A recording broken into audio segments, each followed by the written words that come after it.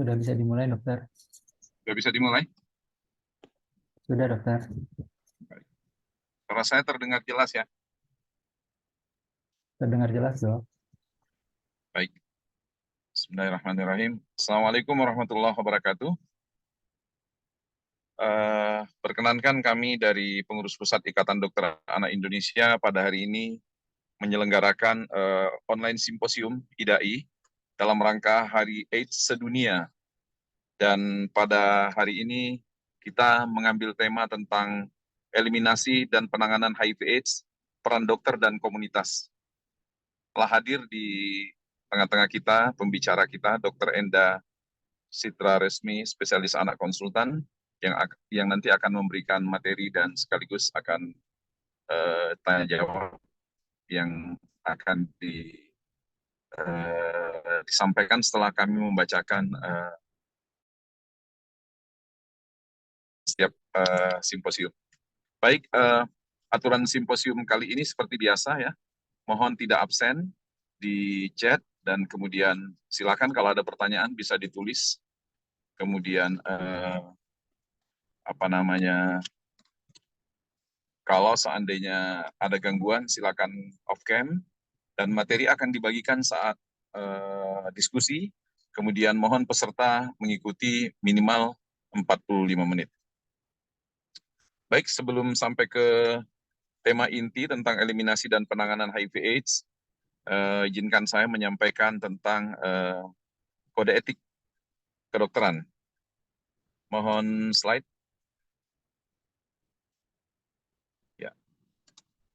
Kali ini kita mengambil kode etik kedokteran yang ketiga. Mohon slide. Ya.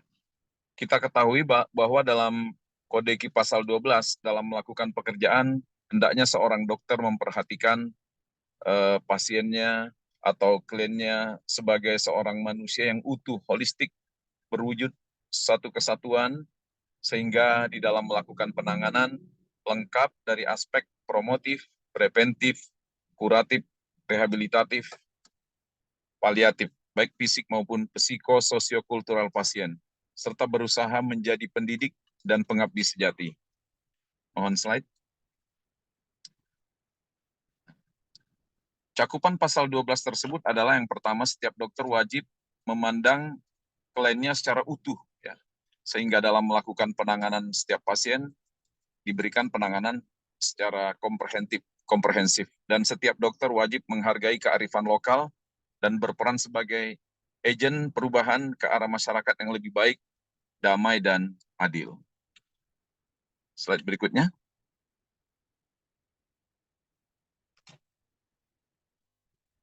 Dalam aspek promotif, seorang dokter seharusnya bertindak sebagai advokator atau pemberdaya masyarakat melalui pengorganisasian, baik melalui pendidikan kesehatan, perbaikan lingkungan fisik, sosial, ekonomi, dan budaya, agar dapat membantu masyarakat mampu memilih pola hidup sehat dan semakin lebih sehat lagi. Adapun dalam aspek preventif, seorang dokter seharusnya bertindak sebagai pemberi pelayanan pendidikan kesehatan dan perlindungan pencegahan. Jadi tidak hanya berfokus pada terapi, tapi juga menganjurkan agar pasien dapat mencegah dirinya, bukankah mencegah lebih baik daripada mengobati. Slide berikutnya. Dalam aspek rehabilitatif, seorang dokter seharusnya bertindak untuk mengembalikan dan memulihkan fungsi gangguan, disabilitas atau kecacatan, serta keterbatasan gerak sosial pasien, termasuk mencegah stigmatisasi dan ketimpangan sosialnya sehingga tercapai kualitas hidup yang layak.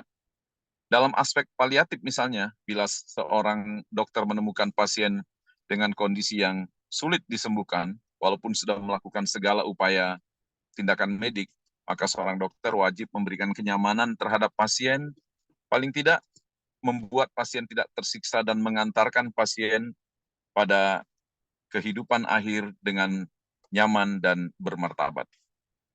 Slide. Contoh perilaku dokter yang melanggar pasal ini adalah tidak merawat dan menangani anak diare dengan gizi buruk dan ADB secara komprehensif. Jadi setiap pasien tidak hanya mengutamakan diagnosis utama, tidak hanya menangani diagnosis utama, tapi juga memperhatikan dari aspek gizi, aspek nutrisi, dan seterusnya. Dan tidak menindaklanjuti penanganan anak stunting karena malnutrisi kronis dengan komprehensif. Jadi melihat seorang anak stunting, hendaklah kita tangani secara komprehensif. Slide berikutnya. Nah, demikian penyegaran etik kedokteran kali ini semoga dapat diamalkan dalam praktek kedokteran dan dapat dijalankan dalam praktek kedokteran sehari-hari. Selamat mengikuti seminar dan simposium, semoga bermanfaat dalam meningkatkan pengetahuan dan meningkatkan keterampilan dalam praktek kedokteran. Baik, pada sesi berikutnya kita akan mendengarkan tema yang sangat menarik tentang eliminasi dan penanganan HIV AIDS pada anak. Bagaimana peran dokter dan komunitas? Ya, jadi bukan hanya peran dokter tapi juga komunitas. Dan ini akan disampaikan oleh pembicara kita, Dr. Endah Citra Resmi, spesialis anak konsultan. Beliau alumni FK Unpad, dokter umum, kemudian spesialis anak dan spesialis anak konsultan alergi imunologi di FKUI. Kemudian beliau sebagai direktur medik dan keperawatan RSAB Harapan Kita, dan sekarang sebagai pengurus PPIDAI 2021-2024 bersama-sama saya nih. Kemudian sebagai sekretaris UKK Alergi Imunologi dan sekaligus ketua Satgas HIV AIDS 2021-2024. Jadi sangat tepat sekali kita kedatangan pembicara yang sangat pas. Mudah-mudahan kita bisa mendapatkan manfaat pada pagi atau siang hari ini. Untuk itu kepada Dr. Endah kami persilakan.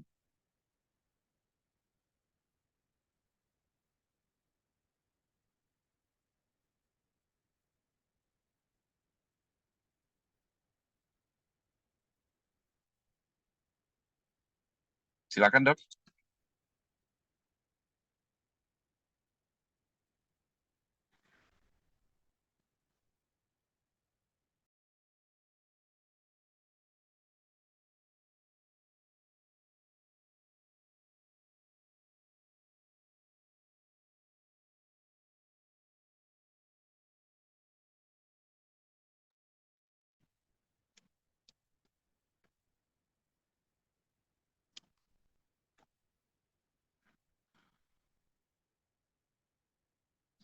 Silakan, Dr. Endah.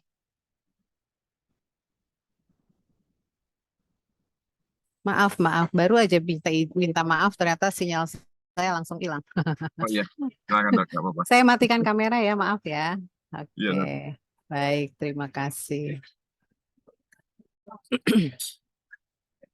Baik, selamat siang. Assalamualaikum warahmatullahi wabarakatuh. Mohon izin untuk menyampaikan materi mengenai eliminasi dan penanganan HIV anak, peran dokter dan komunitas. Jadi, mengapa kali ini ada tema tentang komunitas? Ini sesuai dengan tema Hari AIDS Sedunia yang kita peringati tanggal 1 Desember lalu, yaitu Let Community Leads. Jadi, intinya adalah kita sekarang paham bahwa penanganan HIV itu secara keseluruhan itu butuh peran dari komunitas ya. Jadi kalau di Indonesia kan itu nanti adalah bergerak bersama komunitas. Jadi komunitas itu apa sih? Sekelompok orang yang dengan karakteristik berbeda yang digabungkan oleh ikatan yang sama, misalnya kesamaan minat, mungkin seperti kita IDAI gitu ya, kemudian interaksi sosial dan atau lokasi geografis. Dan khusus untuk komunitas pada HIV itu bisa terdiri dari jaringan orang yang hidup dengan HIV, pemimpin masyarakat, pembuat opini, organisasi swadaya masyarakat lokal. Keterlibatan komunitas sendiri secara garis besar bisa dibagi menjadi partisipasi. Kalau partisipasi ini komunitas itu hanya bersifat pasif. Jadi misalnya sebagai pasien atau penerima layanan kesehatan. Kemudian bisa bersifat mobilisasi. Di sini komunitas ikut terlibat dalam mendukung program kesehatan, tetapi diarahkan atau difasilitasi oleh tenaga kesehatan. Contohnya mungkin kader posyandu, gitu ya. Kemudian ada juga yang empowerment. Empowerment ini di mana komunitas terlibat dari mulai merencanakan, melakukan implementasi, melakukan evaluasi. Jadi semua direncanakan termasuk pencarian dananya oleh mereka. Dan untuk HIV/AIDS itu saat ini sudah banyak sekali komunitas yang sudah empowerment seperti ini. Ya, ini yang mungkin bisa menjadi bantuan buat kita tenaga kesehatan, melibatkan mereka dalam penanganan tata laksana anak-anak dengan terinfeksi HIV. Hal pertama yang akan saya bahas adalah bagaimana nanti peran komunitas pada eliminasi HIV atau pencegahan infeksi HIV pada anak. Sebagaimana kita ketahui, transmisi HIV pada anak dan remaja itu bisa dari ibu ke bayi, ini adalah lebih dari 90%, bisa melalui kontak seksual maupun bisa melalui mekanisme lain non-vertikal dan non-seksual, contohnya praktek injeksi yang tidak aman. Ini pengguna narkoba suntik yang sharing needle, ya. Nah, jadi bagaimana kita mengeliminasi HIV? Maka karena lebih dari 90% adalah dari ibu ke anak, maka kita akan menggarisbesarkan presentasi hari ini adalah mengenai program pencegahan infeksinya adalah yang dari ibu ke anak. Kita ketahui bahwa ada 4 pendekatan pencegahan transmisi vertikal HIV. Yang pertama adalah bagaimana caranya wanita usia reproduksi itu tidak terinfeksi HIV. Nah, kalaupun wanita ini terinfeksi HIV, kehamilannya bisa kita rencanakan sehingga kita bisa memastikan bahwa risiko penularan ke bayinya menjadi sangat minimal. Lalu, jika ibu ini sudah hamil, bagaimana caranya kita mencegah penularannya dari ibu ke anak? Kita akan banyak bergerak di sini, ya. Kemudian di sini ada penyediaan terapi, perawatan, dan dukungan bagi ibu dengan HIV serta anak dan keluarganya. Jadi untuk pilar-pilar yang pertama, kedua maupun keempat itu banyak sekali peran komunitas ya. Tetapi kita juga di sini sangat berperan untuk tenaga kesehatan. Ya, jadi dokter dan tenaga medis ini berperan sebagai konselor, pemberi asuhan dan perawatan, memberikan terapi dan pemantauan. Tetapi kita lebih banyak pasif, berada di layanan kesehatan. Sementara komunitas ini bisa berperan dalam community outreach, jadi menjangkau masyarakat yang tidak datang ke layanan kesehatan, dan mereka juga berperan sebagai support group, misalnya remaja-remaja yang bisa saling mendukung atau kumpulan orang tua yang saling mendukung, bisa juga bersifat sebagai pendamping, konselor, dan ini bisa berupa kader posyandu, bisa berupa perkumpulan seminat maupun lembaga swadaya masyarakat. Nah, kita ketahui bahwa penularan infeksi HIV dari ibu ke anak ini bisa terjadi pada saat di dalam kandungan atau intrauterin, intrapartum maupun pemberian ASI. Nah, jika kita tidak melakukan pencegahan apa-apa, maka kalau bayi ini tidak mendapatkan ASI, jadi hanya menghitung penularan dari intrauterin maupun intrapartum, maka kira-kira 15-30% bayi akan terinfeksi dari ibunya, ya. Kemudian jika diberikan ASI, maka ada tambahan transmisi menjadi sekitar 25-35%. Ini kalau ASInya sekitar 6 bulan, jika ASInya lebih lama, maka transmisinya lebih naik menjadi 30-45%. Nah, faktor risiko yang membuat seorang ibu lebih mudah untuk menularkan pada bayi adalah kalau infeksi HIV-nya itu akut, jadi terjadi pada saat dia hamil. Seperti kita ketahui bahwa infeksi HIV akut ini kadar viral load-nya sangat tinggi. Ya, atau ibu memang sudah kita lihat bahwa viral load plasmanya terdeteksi dengan CD4 yang rendah, atau ibu sudah memiliki infeksi HIV tahap lanjut. Kemudian saat persalinan ini bisa menjadi risiko penularan kalau cara persalinannya misalnya viral load-nya tinggi, maka di darah ibu akan banyak sehingga persalinan pervaginam akan menjadi lebih berisiko untuk menularkan dibanding seksio sesaria. Karena itu pada ibu yang terdeteksi viral load-nya pada saat hamil sebelum melahirkan, maka kita akan memilih seksio. Sementara jika kadar viral load ibu tidak terdeteksi, kita bisa memilih untuk persalinan pervaginam. Kemudian persalinan bayi prematur, pecah ketuban lebih dari 4 jam, dan adanya inflamasi pada jalan lahir, misalnya pada ibu dengan infeksi saluran kemih atau ada dengan penyakit menular seksual, ini juga meningkatkan risiko penularan saat persalinan. Kemudian risiko pasca lahir sangat tergantung pada nutrisi bayi. Yang risiko paling tinggi adalah kalau diberikan mixed feeding antara ASI dengan susu formula. Atau bayi ASI yang ibunya mengalami mastitis, artinya terjadi inflamasi di payudaranya. Atau praktek premastikasi mengunyah makanan untuk diberikan ke bayi. Nah, jadi dengan kita ketahui bahwa penularannya bisa terjadi selama kehamilan pada intrauterin, maka cara kita untuk mencegah penularannya adalah ibu harus menggunakan ARV rutin selama kehamilan untuk menekan viral load semaksimal mungkin. Dan selama persalinan kita tekan risikonya dengan melakukan tindakan persalinan seksual sesaria jika viral load ibu tidak tersupresi maksimal. Dan setelah lahir melalui ASI jika pemberian profilaksis dicegah dengan pemberian profilaksis ARV pada neonatus dan tidak memberikan ASI. Nah, dengan intervensi ini, maka risiko penularan dari ibu ke anak dapat diturunkan sampai kurang dari 1%. Nah, jadi yang harus kita lakukan sekarang adalah bagaimana caranya semua ibu hamil dilakukan tes HIV. Dan saat ini programnya adalah namanya triple eliminasi. Jadi selain kita melakukan tes HIV, kita juga harus melakukan tes HBsAg dan sifilis. Bapak Ibu semua, ini reagennya harusnya tersedia secara gratis di semua layanan kesehatan ya. Jadi harusnya tidak ada alasan lagi ibu hamil tidak dilakukan tes HIV di layanan kesehatan. Yang jadi masalah adalah ibu hamilnya yang tidak datang ke layanan kesehatan biasanya ya, atau ada stigma dari layanan dari tenaga kesehatan kepada ibu hamil ini. Banyak yang enggan karena disangka untuk khawatir pasiennya marah atau sebagainya pada saat kita menawarkan melakukan tes HIV. Kemudian kalau ibu hamil ini terinfeksi HIV, semua harus mendapat terapi ARV. Dan ibu hamil yang terinfeksi HIV ini harus mendapatkan persalinan aman.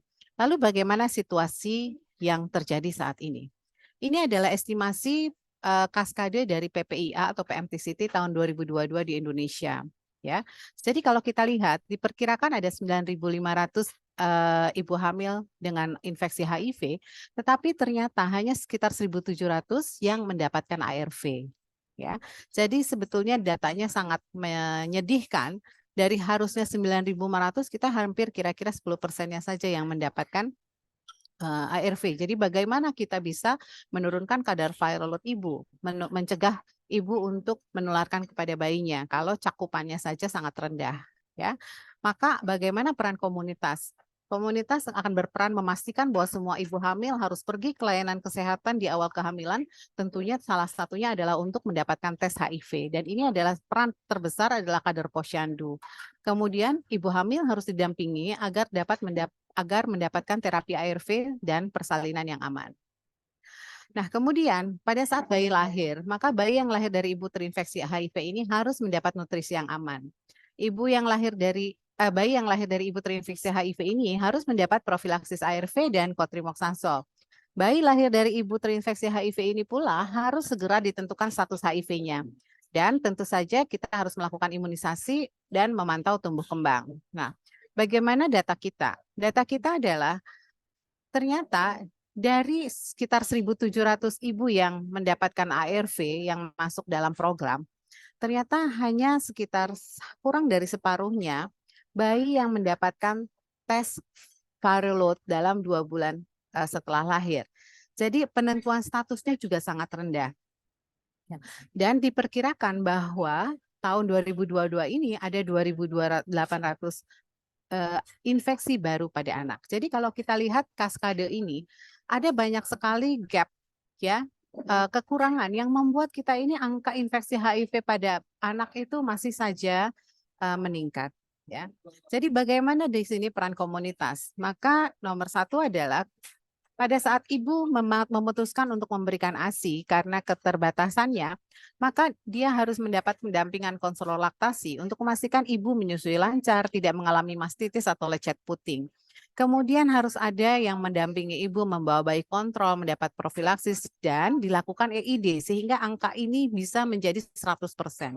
Kemudian kader posyandu juga punya peran memantau tumbuh kembang bayi dan melakukan imunisasi. Ya. Nah, sekarang saya akan membahas sedikit tentang nutrisi bayi. Tadi disinggung-singgung bahwa bayi ini ada yang bisa mendapatkan formula, tetapi ada juga yang kemudian mendapatkan ASI. Nah, kita tahu bahwa ASI itu kok banyak sekali keuntungannya, murah, sangat berperan pada mencegah morbiditas dan mortalitas akibat penyakit infeksi. Nah, tetapi kerugiannya adalah adanya risiko penularan HIV yang diminimalisir dengan terapi ARV maternal dan profilaksis ARV. Dan ini memerlukan pendampingan konselor laktasi untuk mencegah mastitis atau lecet puting dan sangat tergantung pada kesehatan ibu. Pemberian ASI ini ada pada panduan WHO maupun UNICEF maupun panduan pada negara-negara berkembang di Afrika dan Asia. Bagaimana dengan formula? keuntungan dari formula adalah tidak ada risiko penularan HIV dan tidak dipengaruhi oleh kesehatan ibu. Jika ibu sedang sakit, maka formula ini bisa diberikan oleh pendamping yang lain.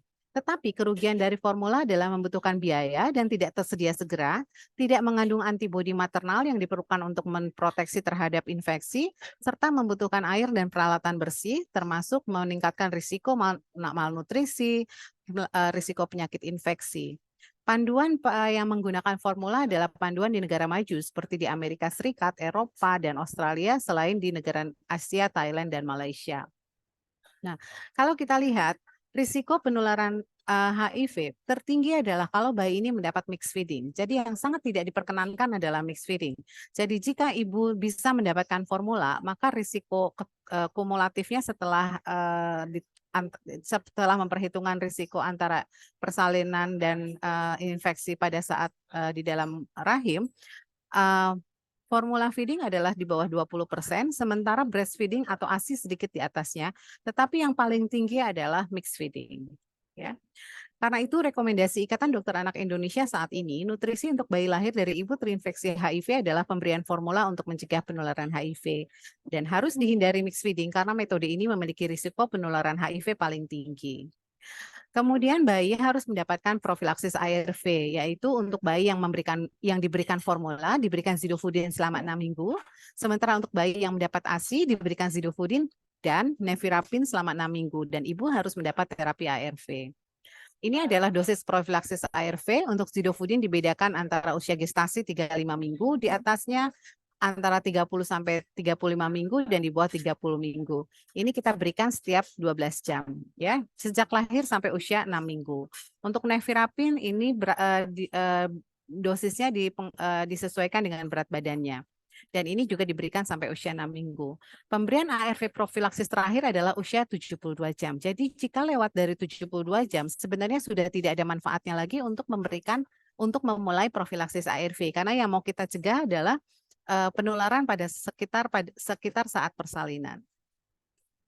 Nah, kemudian bayi-bayi dimulai usia 6 minggu biasanya akan mendapatkan profilaksis antimikroba yaitu cotrimoxazole yang sangat efektif dalam mencegah PCP. PCV atau pneumocystis jirovecii pneumonia ini sering terjadi pada tahun pertama kehidupan dengan insiden puncaknya adalah 3-6 bulan dan case fatality rate-nya sangat tinggi yaitu mencakup 40-90%. Ya, profilaksis cotrimoxazole ini aman, murah dan sangat efektif dan diberikan hanya sekali sehari. Ya. Kemudian yang penting juga adalah kita harus segera menentukan bayi yang lahir dari ibu terinfeksi HIV ini statusnya bagaimana, apakah terinfeksi atau tidak terinfeksi. Dan diagnosis dini ini penting karena kalau kita bisa menemukan bayi ini sedini mungkin, maka kita bisa memberikan ARV dini. Dan ARV dini ini dapat memberikan prognosis yang lebih baik. Ya, nah tes HIV pada bayi itu sangat dipengaruhi oleh usia. Karena kita tahu bahwa pada bayi terdapat antibodi maternal, termasuk antibodi HIV. Antibodi HIV ini ditransfer ke janin melalui plasenta yang baru hilang di usia 12-18 bulan. Karena itu kalau kita memeriksa antibodi, yaitu kita pakai rapid test atau ELISA, ini tidak bisa digunakan sebagai alat diagnostik di anak di bawah 18 bulan. Karena mungkin saja yang kita deteksi adalah antibodi punya ibu. Karena itu, kita akan menggunakan pemeriksaan virologi. Pemeriksaan virologi bisa pemeriksaan RNA, yaitu viral load. Masalahnya ini adalah mahal dan hanya tersedia di kota besar. Bisa juga menggunakan pemeriksaan DNA. Nah, DNA ini kelebihannya adalah dapat menggunakan kertas saring. Jadi dari seluruh pelosok Indonesia, kita bisa mengirimkan ke center-center yang memiliki alat PCR ini. Nah, tes HIV ini dikerjakan di usia 6 minggu, usia 4-6 bulan, dan usia 18 bulan. Sebetulnya yang termasuk dalam program PPIA pemerintah adalah 6 minggu dan 4-6 bulan. 18 bulan ini adalah konfirmasi yang sangat direkomendasikan tetapi tidak diwajibkan. Nah, yang wajib adalah kita harus memeriksa 2 kali. Yang pertama 6 minggu, yang kedua 4-6 bulan.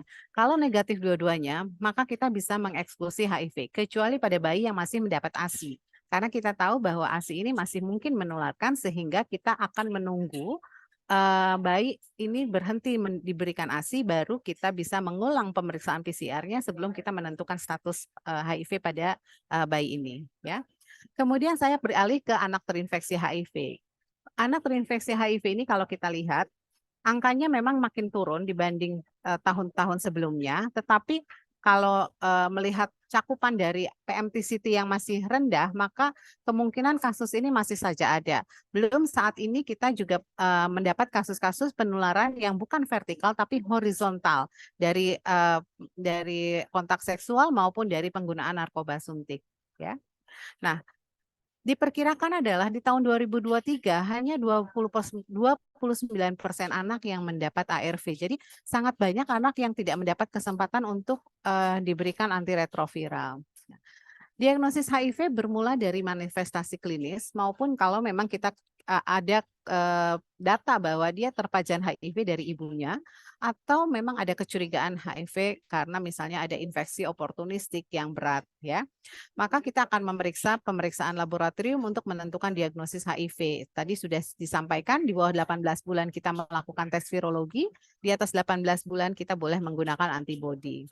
Nah, kemudian anak-anak terinfeksi HIV ini perlu dilakukan evaluasi tumbuh kembangnya, kualitas kuantitas nutrisinya, stadium klinisnya, screening tuberkulosis, kontak dengan pasien TB dewasa karena kita tahu bahwa infeksi oportunistik tersering di Indonesia adalah tuberkulosis. Kita juga perlu mengidentifikasi penyakit lain seperti CMV, hepatitis B, C, atau infeksi oportunistik lain. Kemudian kita harus melihat riwayat pengobatan sebelumnya dan jangan lupa menilai kesiapan anak dan pengasuh atau keluarga untuk terapi ARV. Terapi antiretroviral ini perlu penekanan bahwa pengasuh dan keluarga serta kalau bisa pasien itu siap. Kenapa? Karena terapi ini akan seumur hidup dan terapi ini perlu tepat waktu untuk memastikan kadar dalam darahnya stabil. Dan kalau kepatuhan minum obat buruk, maka risiko terjadi resistensi obat. Ya, kalau resistensi obat, maka kita harus pindah ke linik kedua, linik ketiga yang belum tentu tersedia untuk anak. Dan selain itu, ARV ini bisa terjadi efek samping. Ya, berdasarkan Permenkes nomor 23 tahun 2022, maka kita punya pilihan pada anak umur di bawah 3 tahun memberikan abacavir atau zidofudin, lamivudin, dan lopinavir, ritonavir. Untuk umur 3-10 tahun, kita memberikan zidofudin, lamivudin dengan efavirenz. Untuk remaja dan dewasa, kita berikan tenofovir, lamivudin, dan dolutegravir. Nah, aspek yang perlu diperhatikan pada pemantauan anak terinfeksi HIV selain klinisnya apakah infeksi oportunistik masih ada atau tidak, kita juga harus menilai adherence atau kepatuhan minum obat. Masalah psikososial ini sangat banyak terjadi pada anak-anak terinfeksi HIV. Kemudian kita berhadapan dengan anak yang sejak lahir terinfeksi HIV mendapat obat, lalu dia bertambah besar, dia harus paham kenapa dia harus minum obat. Jika tidak, maka motivasinya akan sangat turun dan biasanya anak-anak ini tidak mau minum obat lagi. Maka disclosure atau pembukaan status HIV ke anak ini menjadi PR yang harus kita lakukan pada anak-anak ini menjelang dia remaja. Masalah remaja juga ada masalah lain yaitu bahwa kita harus menyiapkan mereka ke transisi ke layanan dewasa selain ada masalah kesehatan reproduksi, perilaku berisiko, dan lain-lain. Nah, jadi untuk anak yang terpajan HIV, baik karena kita tahu riwayat ibu atau ayahnya atau saudara kandungnya terinfeksi HIV, atau anak dari orang tua kandung yang meninggal karena penyakit yang mungkin merupakan infeksi HIV, atau anak dengan gejala infeksi oportunistik. Nah, anak-anak ini harus segera kita tentukan statusnya. Kita harus tahu betulkah HIV. Tetapi masalah dari penentuan status adalah satu stigma, menganggap bahwa memeriksa HIV itu suatu aib, ya, atau ignorance dari tenaga kesehatan. Kayaknya nggak mungkin deh ini HIV atau dari keluarga yang menolak, ya. Jadi untuk dengan anak-anak yang kita curigai seperti ini seharusnya penentuan status HIV secara otomatis harus kita kerjakan. Kita lebih mudah untuk memeriksa COVID-19 misalnya dibandingkan memeriksa HIV seperti ini, ya. Nah, peran komunitas adalah awareness, meningkatkan awareness masyarakat mengenai pentingnya diagnosis cepat pada anak, juga mengeradikasi stigma. Dan tentu saja anak-anak yang orang tua kandungnya meninggal, mungkin kita harus berperan dalam pendampingan anak tanpa keluarga ini. Ya. Kemudian untuk anak yang sudah jelas terinfeksi HIV, sudah terdiagnosis HIV, dia harus mendapat ARV secara teratur, harus kontrol dengan pemantauan teratur. Dan kemudian ada masalah disclosure, masalah transisi ke dewasa, masalah psikososial, masalah sekolah, masalah keluarga, masalah kesehatan reproduksi, pencegahan narkoba. Jadi masalahnya sangat kompleks. Nah, ini peran komunitas adalah dalam pendampingan keluarga atau caregiver, pendampingan remaja, adanya support group, palliative care, psikolog, dan pendampingan anak tanpa keluarga. Nah, masalah sosial dan finansial ini sangat banyak sekali kita temukan pada saat kita menangani anak-anak yang terinfeksi HIV maupun yang terdampak HIV. Suatu data di Botswana, Malawi menunjukkan bahwa 47% pengasuh yatim piatu maupun 64% pengasuh anak HIV/AIDS itu melaporkan adanya kesulitan finansial karena harus mengasuh, karena dia harus mengasuh anak yang sakit sehingga harus tidak bisa bekerja secara optimal, ya. Karena itu, peran komunitas adalah membantu keluarga dengan memberikan dukungan perawatan anak dan bantuan keuangan. Jadi terus terang, bantuan keuangan ini untuk pasien-pasien yang terdampak seperti ini sangat diperlukan. Jadi kita tidak hanya butuh dampingan, tetapi seringkali bantuan keuangan. Ya. Nah, jadi apa saja sih yang bisa dilakukan oleh komunitas dalam mengatasi masalah ekonomi keluarga, yaitu ataupun masalah keterbatasan waktu. Untuk yang adanya keterbatasan waktu, maka kita akan menargetkan komunitas ini bisa mungkin membuat daycare center, kemudian bisa membuat program setelah sekolah, penitipan, kemudian atau program penitipan yang ada di rumah, ya. Sementara untuk membantu masalah ekonomi, maka yang bisa dilakukan oleh komunitas adalah program microfinance, kemudian pelatihan skill untuk bekerja, atau kebijakan di tempat kerja bahwa mereka mungkin bisa jadwalnya fleksibel atau diberikan cuti, ya. Kemudian bisa membantu dengan asuransi sosial, ya.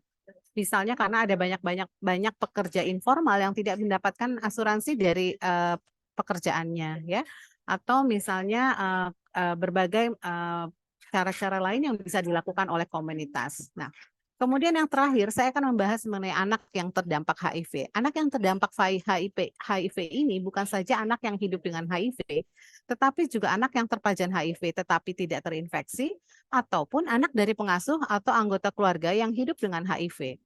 Tahun 2020 di seluruh dunia ada 1,8 juta anak di bawah 15 tahun yang hidup dengan HIV dan jauh lebih banyak 15,4 juta anak lahir dari ibu dengan HIV yang tidak terinfeksi HIV perinatal. Kita menyebutnya HIV exposed uninfected, ya. Nah, anak-anak ini ternyata meskipun dia tidak terinfeksi HIV, tetapi dia terpajan ARV. Ibunya biasanya mengalami defisiensi nutrisi pada saat kehamilan. Imun, adanya pajanan sitokin tipe 1, pajanan dari virus HIV-nya sendiri, ya. Kemudian seringkali depresi ibu, ini akan membuat bayi-bayi ini ada bermasalah.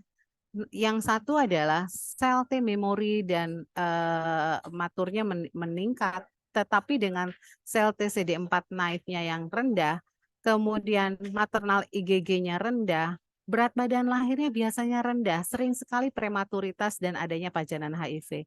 Maka hasil akhirnya bayi-bayi ini akan memiliki peningkatan risiko terjadinya infeksi, peningkatan risiko kematian, morbiditas, serta respon terhadap vaksinasi yang tidak optimal.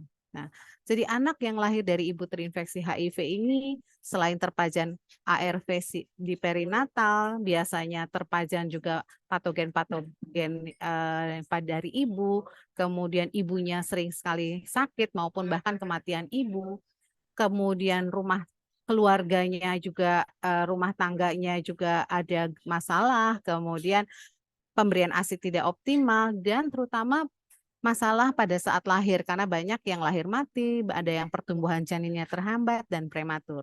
Sehingga anak-anak ini biasanya lebih sering sakit, lebih banyak yang meninggal dibandingkan anak yang lahir dari ibu tidak terinfeksi HIV. Maka peran komunitas di sini diperlukan untuk pendampingan pemantauan tumbuh kembang di posyandu, pendampingan pola hidup sehat, pemenuhan nutrisi, pendampingan masalah sosioekonomi, pendampingan memenuhi kebutuhan edukasi dini dan dasar serta lanjut. Jadi sebagai take home message, dari hulu ke hilir, dari pencegahan sampai penanganan infeksi HIV pada anak, maka komunitas mengambil peran sangat besar. Penanganan anak terinfeksi HIV dan terdampak HIV memerlukan kolaborasi baik dari pemerintah, dokter, maupun komunitas. Jadi inilah yang menjadi tagline dari Hari AIDS Sedunia tahun 2023, bergerak bersama akhiri AIDS di tahun 2030. Baik, terima kasih atas perhatiannya. Assalamualaikum warahmatullahi wabarakatuh. Saya kembalikan kepada moderator.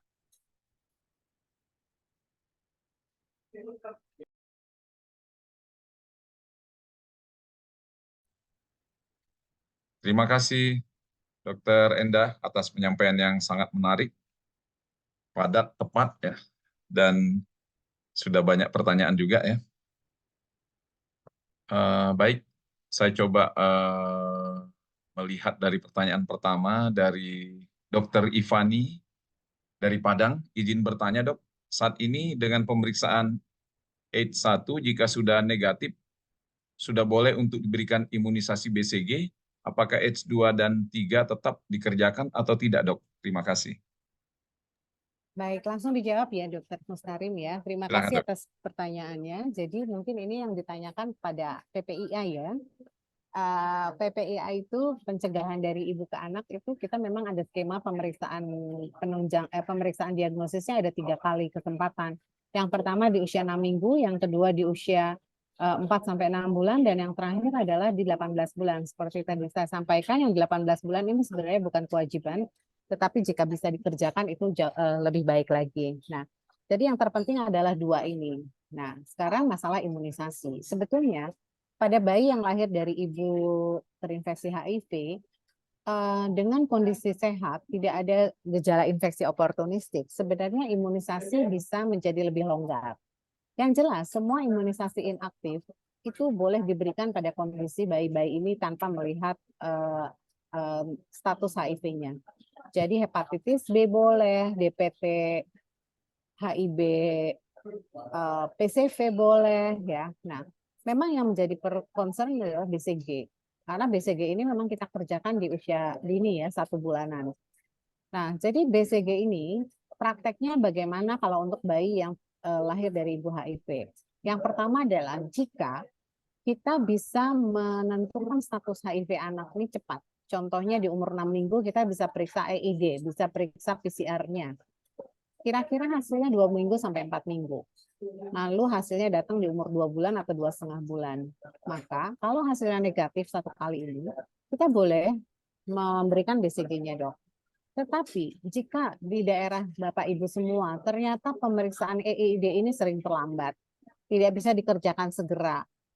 Bagaimana BCG-nya? Kita memperbolehkan memberikan BCG tanpa menentukan status selama bayi ini sehat, tidak ada infeksi oportunistik, nggak ada jamuran, beratnya naiknya bagus, BCG boleh diberikan, ya. Jadi ada 2 skenario ya, kita bisa periksa EID cepat atau kita tidak bisa. Jadi silakan mana yang sesuai dengan kondisi dokter. Tapi untuk imunisasi yang lain tidak ada masalah dok, tidak perlu menunggu hasil EID. Jadi perhatiannya hanya untuk BCG. Itu mungkin Dokter Mustarim. Ya. Kalau nggak ada, kalau klinisnya baik, boleh ya dok ya? Oh, Betul. alhamdulillah agak longgar. Baik, pertanyaan berikutnya dari Dr. Diani, Nusa Tenggara Barat. Izin bertanya dok, ada 2 pertanyaan ini. Bayi yang terpapar dengan ibu HIV/AIDS yang seharusnya dilakukan diagnosis awal, di wilayah kami tidak terdapat AIDS DNA PCR. Bagaimana menyikapinya dok? Yang kedua, bayi yang karena sesuatu hal baru diberikan profilaksis zidofudin setelah lebih dari 72 jam, seberapa besar efektivitasnya dok? Apakah tetap diberikan juga atau tidak usah diberikan sama sekali? Wah, maaf Dokter Enda, pertanyaannya 3 ternyata. Bagaimana pencegahan PCV, pneumonia ini maksudnya, pada anak dengan alergi golongan sulfa, dok? Terima kasih. Baik, terima kasih Dokter Diani ya. Punten Dokter Mustarim, saya menjawab juga tadi, saya lupa dari Dokter Ivani ini masih ada pertanyaan kalau EID 2 dan 3 tetap dikerjakan atau tidak jika EID pertama sudah negatif ya. Saya jawab yang itu juga dulu ya, bahwa syarat kita mengeksklusi HIV adalah minimal 2 kali sudah negatif dok.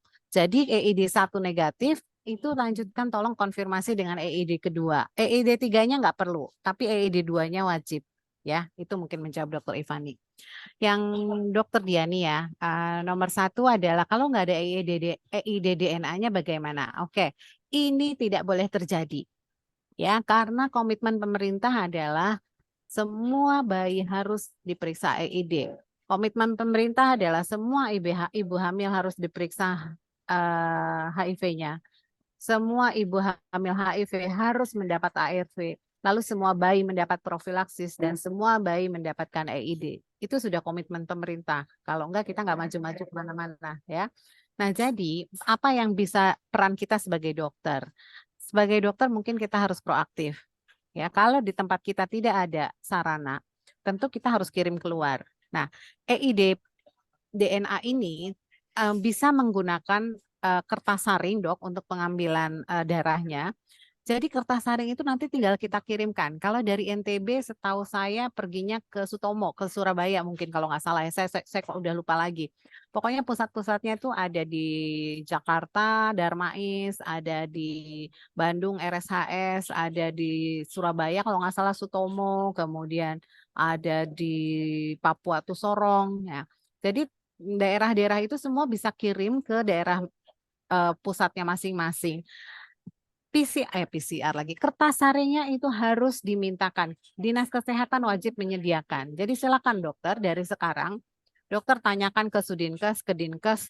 Dinkes yang nggak punya silakan ngadulah ke Kemenkes, ya, ke Kemenkes, ke Timker HIV. Jadi mereka yang menyediakan logistiknya. Jadi intinya adalah tidak boleh ada wilayah yang tidak bisa mengerjakan DNA karena itu hanya butuh kertas saring, lalu kertas saringnya kita kirim ke berbagai kota tadi dan bahkan ada bantuan dari dana dari sponsor yang akan bisa mengirimkan itu gratis ke berbagai daerah tersebut, dokter. Ya, mudah-mudahan kita tidak ada kasus lagi bayi yang tidak bisa dilakukan EID.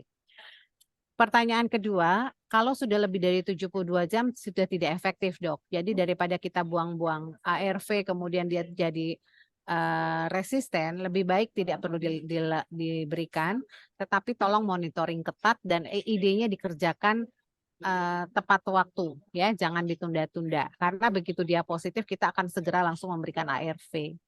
Kemudian kalau kita nggak bisa memberikan cotrimoxazole karena alergi sulfa, nomor 1. Bayi kecil, bayi lahir itu sangat jarang kami temukan yang alergi terhadap sulfa, dokter. Jadi kalau untuk PPIA itu insya Allah aman. Mungkin masalahnya pada anak yang besar yang terinfeksi HIV dan butuh juga pemberian cotrimoxazole untuk pencegahan PCP. Nah, anak-anak ini karena tidak bisa diberikan cotrimoxazole, biasanya harusnya kita penggantinya adalah Dapson. Tapi kita tahu bahwa kita tidak punya Dapson yang sediaan tunggal, adanya yang gabung dengan obat lain untuk lepra. Karena itu alternatifnya ada 2. Kita lakukan desensitisasi terhadap cotrimoxazole-nya atau ya sudah nggak usah diberikan aja karena toh ini hanya untuk pencegahan. Itu mungkin jawaban saya dari untuk Dokter Diani ya. Terima kasih Dokter Mustarim. Ya, terima kasih Dokter Endah. Pertanyaan berikutnya dari namanya nggak kelihatan. Selamat siang Dok, mohon izin.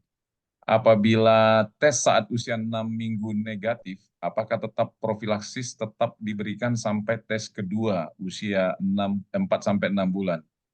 Jadi diagnosis terinfeksi atau tidak tetap ditetapkan pada usia 4 bulan jika tes pertama negatif. Kemudian dokter mengapa mix antara ASI berisiko lebih besar penularannya dibandingkan ASI saja?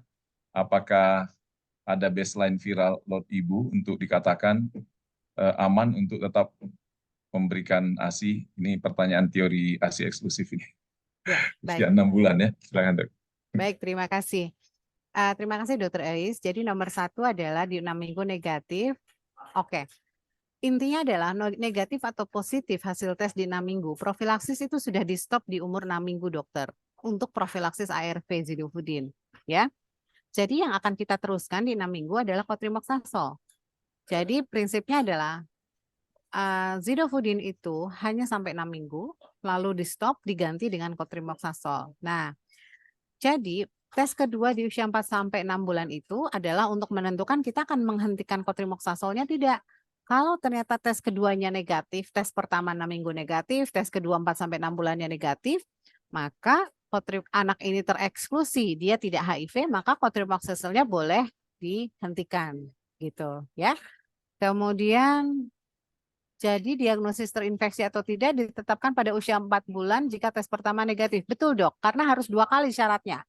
Kok harus 2 kali? Satu, bisa aja kesalahan laboratorium. Yang pertama negatif, kita make sure lah yang keduanya juga negatif gitu. Yang kedua, apalagi kalau misalnya ada risiko tambahan dari ASI, kita harus tetap ngerjakan nih yang 4-6 bulan ini gitu ya. Kemudian, kenapa mixed feeding itu berisiko lebih tinggi? Oke.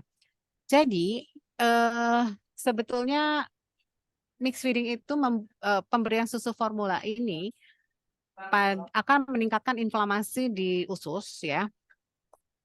Sehingga kalau bayi ini diberikan ASI yang ternyata ada virus ibunya meskipun kecil sedikit, itu akan malah lebih banyak virusnya bisa menembus mukosa dan akhirnya bisa menginfeksi. Jadi tidak diperbolehkan mixed feeding. Yang boleh hanya either formula saja atau ASI saja, gitu ya. Nah, kemudian adakah baseline viral load untuk ibu yang dikatakan aman untuk tetap memberikan ASI? Kita semua sepakat bahwa undetectable ya itu adalah untransmittable, artinya dia tidak akan menularkan kalau viral load-nya tidak terdeteksi.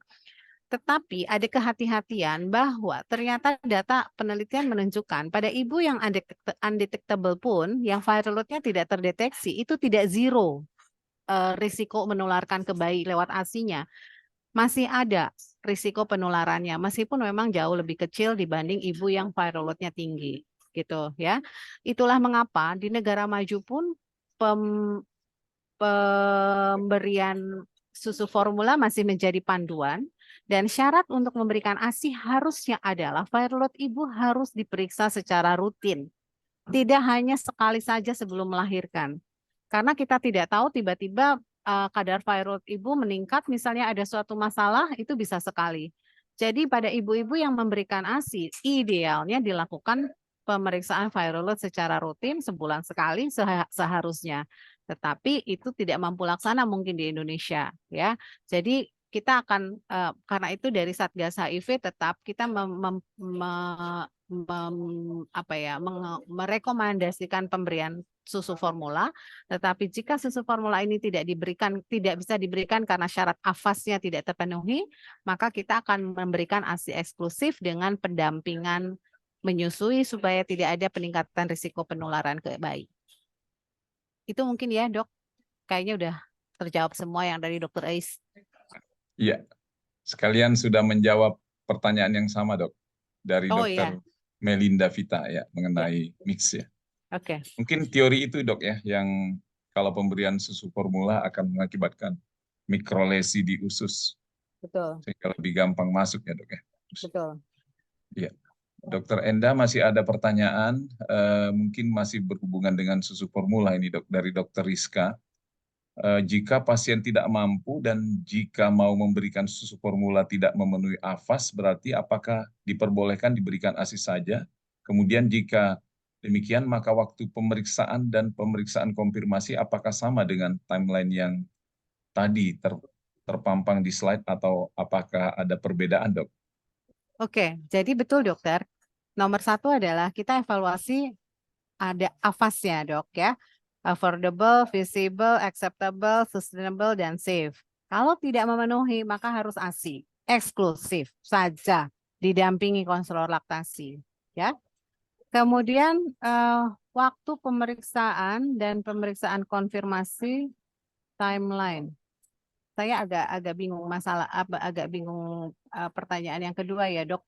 Mohon maaf saya nggak paham pertanyaannya maksudnya apa. Oh baik. Mungkin Dokter Rizka bisa mengetik ulang maksud pertanyaan yang waktu pemeriksaan ini apa ya. Mohon maaf ya dok. Mungkin kita pertanyaan lain dulu Dokter Mustarim. Ya baik. Baik dok, dari pertanyaan Dokter Rizka, izin bertanya bagaimana kalau bayi yang baru lahir dari ibu HIV diberikan susu ASIP nih ya, atau ASI donor yang sudah dipastikan status HIV ibunya negatif, apakah lebih baik dibanding susu formula? Baik, jika memang ibu pendonornya adalah negatif HIV-nya, maka boleh diberikan ASI donor. Tapi dokter mungkin harus memahami bahwa ini harus keberlangsungannya selama 6 bulan ya, sehari semalam itu berapa mililiter dibutuhkan oleh bayinya ya? Apakah bisa nih si ASI donor ini dipenuhi oleh satu orang pendonor ini untuk bayi ini gitu loh. Jadi dengan volume yang makin lama makin banyak. Jangan sampai ini tidak sustainable ya. Jadi misalnya ASINya ternyata kurang, jangan sampai tiba-tiba kemudian mendapatkan ASI dari ibunya gitu ya. Kalau kemudian pindah ke formulasi boleh-boleh saja. Jadi intinya adalah ASI donor boleh banget dokter. Kalau memang sudah dipastikan bahwa status si pendonornya negatif dan tidak ganti-ganti ya dok. Nggak yang habis itu cari donor lain yang kita nggak tahu HIV-nya positif apa negatifnya gitu. Jadi masalah lebih baik atau tidaknya sangat tergantung apakah kita bisa sustain dapat ASI donor ini untuk jumlah yang cukup untuk bayi ini. Kalau iya silakan, pasti lebih baik ASI karena ada antibodi kan. Oh, baik dok. Pertanyaan berikutnya dari Dr. Rizka Sarah mengenai pengeluaran profilaksis baik PCP ataupun HIV pada bayi itu jika di puskesmas sering terkendala kalau tidak ada, mungkin tidak ada bendanya maksudnya ya, tidak ada secara program. Oke, demi saya saat- mencoba menerjemahkan. Jadi mungkin ada kendala bahwa kita mau memberikan profilaksis ARV pakai sidofudin maupun profilaksis cotrimoxazole ya. Karena pemrogramannya terbentur. Oke, dokter mohon maaf, cotrimoxazole maupun zidofudin ini gratis. Ya, jadi harusnya ini bisa dikerjakan di tingkat puskesmas kalau untuk PPIA. Semua dokter umum, dokter anak itu harus bisa menangani PPIA. Memang tidak semua puskesmas itu adalah sebagai PDP. Apa istilahnya PDP itu ya? Puskesmas. Saya lupa ya PDP itu singkatannya dari apa. Nah intinya adalah memang ada puskesmas tertentu yang sudah dilatih dan kemudian ditetapkan sebagai pemberi layanan HIV. Nah jadi misal mungkin saya menduganya adalah Dinas Kesehatan atau Sudinkesnya mengirimkannya hanya ke puskesmas yang PDP tadi, yang sudah dilatih. Nah, kalau seperti itu, maka puskesmas dokter tolong minta ditingkatkan jadi PDP. Sehingga nanti obatnya akan di-drop ke puskesmas dokter. Tetapi dokter berarti harus ikut pelatihan dulu untuk PDP-nya dok. Pelatihannya sering kok dikerjakan oleh Kemenkes ya. Mungkin itu saran dari saya dokter. Terima kasih. Terima kasih dok. Ini ada pertanyaan lagi dari Dr. Uis ini. Ini saya kira pertanyaan yang sangat menarik ini. Tadi saya juga mau bertanya ini nih. Apa langkah yang bisa kita lakukan untuk meminimalisir resiko kesehatan pada HIV exposed but uninfected ya? Kalau dengar presentasi Dr. Enda tadi agak ngeri juga ya, walaupun dia tidak positif, tapi kita tahulah resiko-resikonya ya, mungkin dia IUGR, kemudian tidak tertangani dengan baik, tidak ada hubungan dengan orang tuanya, belum lagi risiko infeksi, masalah ekonomi dan sebagainya. Silakan dok. Baik, betul Dokter Mustarim. Jadi selama ini perhatian kita hanya untuk bayi yang terinfeksi HIV, ya. Jadi begitu selesai di umur 4-6 bulan bayi ini negatif, seringkali bayi itu tidak kita perhatikan lagi. Nah, padahal sebenarnya bayi ini tadi memang punya risiko yang tidak kalah berat dibanding anak-anak yang terinfeksi HIV. Karena itu, saya menghimbau teman-teman sejawat yang menangani PPIA, meskipun bayi ini selesai kita tangani misalnya negatif, tapi pemantauannya harus tetap dilakukan. Imunisasi harus tepat waktu. Kemudian nutrisi harus baik. Jadi itu adalah cara kita untuk memastikan bayi-bayi ini bisa tumbuh dengan baik, tidak sakit-sakitan, dan tentu saja pemantauan perkembangan. Begitu kita deteksi ada white faltering, begitu kita deteksi ada gangguan perkembangan, intervensi segera. Ya, jadi jangan sampai anak-anak ini kemudian neglected. Satu. Yang kedua yang sering terjadi adalah masalah sosialnya, dok. karena orang ibunya sudah sakit-sakitan, bahkan sudah meninggal. Nah, ini yang membuat, ini kan seperti ini udah di luar kuasa dokter ya dok ya, yang seperti ini. Jadi itulah mengapa anak-anak ini perlu dapat dampingan dari komunitas-komunitas yang sebenarnya sudah banyak bergerak di bidang HIV. Nah, teman-teman mungkin boleh silakan mulai mencari-cari komunitas HIV di daerahnya masing-masing. Gimana cara taunya? Silakan cari tahu dari dinas kesehatan setempat. Biasanya dinas kesehatan tahu kok komunitas-komunitas tersebut. Dan nanti malam kami dari Satgas HIV ada IG Live tentang peran komunitas dok bersama dengan Yayasan Pelita Ilmu. Dan itu silakan ikut bergabung di situ untuk kita lihat bagaimana sih peran komunitas dalam penanganan anak HIV. Nanti malam 19.30. Ini jadi promosiin kegiatan Satgas juga. Mungkin itu ya, Dok. Masih Dokter Endah ya, kalau melihat tadi memang tidak berdaya ya kalau hanya kita tenaga kesehatan aja dok. Ternyata saya juga baru sadar nih tepat sekali temanya, komunitas memang harus ikut serta dok. Dan mungkin lebih ditingkatkan lagi usul nih ke Dokter Endah nih sebagai Ketua Satgas HIV/AIDS. Peran pemerintah juga mungkin dalam hal yang kasus yang tadi yang ditanyakan yang terinfeksi tapi tidak sakit ini, mungkin peran pemerintah harus lebih ditingkatkan lagi dok, karena kalau peran komunitas ini kadang-kadang saya lihat teman-teman yang bergerak, yang non pemerintahan nih, teman-teman yang komunitas HIV/AIDS ini kadang-kadang juga kemampuannya terbatas gitu dok ya, mungkin dari akses biaya terutama. Betul dok, PR banget kalau untuk masalah HIV ini. Mungkin ini sudah habis waktunya dok. Mohon closing statement mungkin dari Dokter Endah, dan supaya lebih memberikan semangat kepada teman-teman sejawat sekalian nih, khususnya yang teman-teman yang berkecimpung dan sering menangani kasus-kasus HIV/AIDS ya. Dan Baik. ternyata kasusnya masih banyak ya dok ya, dari data Dokter Endah tadi. Silakan dok. Masih dok, masih. Saya berpikirnya Satgas HIV ini bisa dibubarkan dok. Nah, tapi ternyata kok nggak bubar-bubar karena kasusnya masih positif terus ya. Jadi Bapak Ibu semua, teman-teman sejawat, Profesor Dokter, mungkin dari materi hari ini kita semakin sadar bahwa kita nggak bisa bergerak sendiri.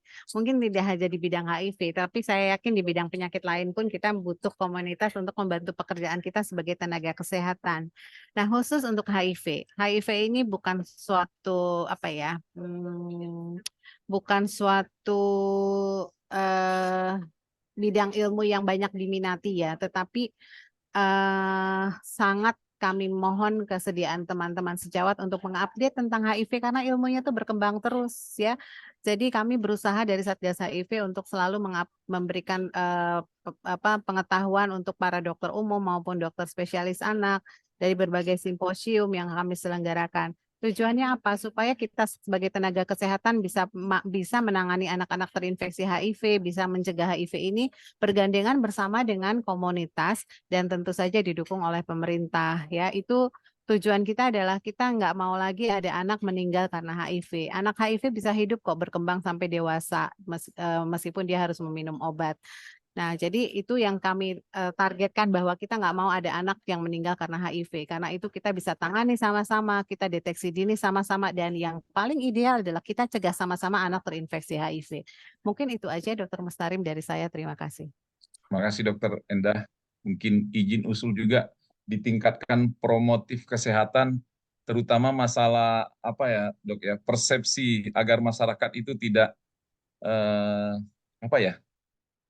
Stigma wah ya ini dok. kalau HIV itu kayaknya kesannya negatif gitu, supaya orang dengan sukarela memeriksakan diri atau mungkin mau diperiksa juga tidak malu demi mencegah seperti apa yang disebut Dokter Endah tadi, bahwa anak HIV itu bisa hidup sehat. Ya mungkin itu dok dari kami sebagai moderator pada siang hari ini. Lebih kurangnya mohon maaf ya bila ada kekurangan. Dan terima kasih pada para guru besar, para senior, teman sejawat, dan seluruh peserta online simposium IDAI pada Hari AIDS Sedunia pada hari ini. Sampai jumpa di acara online simposium IDAI atau mungkin IG Live IDAI yang nanti malam mungkin bisa lanjut ya Dr. Endah. Lebih kurang mohon maaf, dan teman-teman dari tim PP IDAI, tim website atau tim ilmiah IDAI, kami mengucapkan terima kasih. Assalamualaikum warahmatullahi wabarakatuh. Waalaikumsalam warahmatullahi wabarakatuh. Terima kasih banyak Dr. Mustarim Kasih, dan Bapak Ibu Terima kasih semua. Dr. Endah.